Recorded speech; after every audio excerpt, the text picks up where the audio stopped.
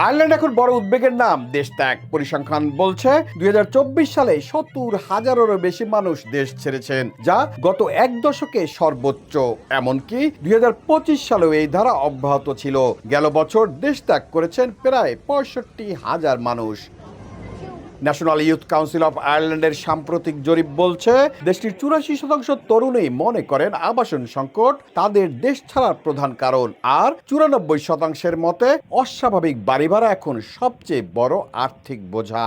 এছাড়াও দ্রব্যমূল্যের ঊর্ধ্বগতি, কাজের সুযোগের অভাবকেও গুরুত্ব দিচ্ছেন অনেকে। প্রতি ৫ জন তরুণ তরুণীর মধ্যে ৩ জনই এখন উন্নত জীবনের আশায় বিদেশের পথে পা বাড়ানোর কথা ভাবছেন। অস্ট্রেলিয়া ও যুক্তরাষ্ট্র তাদের পছন্দের শীর্ষ তালিকায়।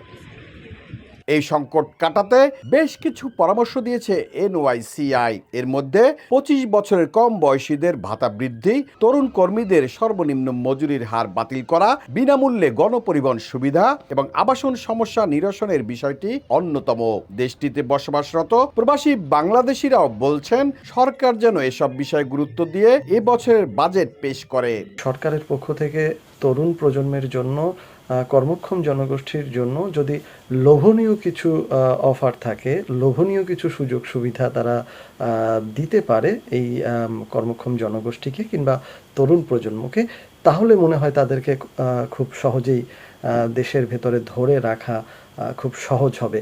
তরুণ সমাজকে এদেশে বসবাস করার ক্ষেত্রে উৎসাহী করে তোলার জন্য সরকার অবশ্যই সংস্থাটির সুপারিশমালাকে গুরুত্ব দেবেন বলে আমি মনে প্রাণে বিশ্বাস করি। ন্যাশনাল ইউথ কাউন্সিল সতর্ক করে বলছে সরকার যদি দ্রুত কার্যকরী পদক্ষেপ না নেয় তবে ভবিষ্যতে দক্ষ জনশক্তির অভাবে বড় সংকটে পড়বে আয়ারল্যান্ড।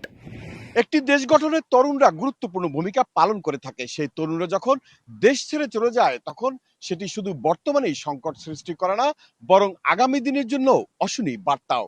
তাই আসছে বাজেটে সরকার এ বিষয়ে সর্বোচ্চ গুরুত্ব দেবে, এমনটাই প্রত্যাশা এখানের নাগরিকদের। সৈয়দ জুয়েল, সময় সংবাদ, আয়ারল্যান্ড।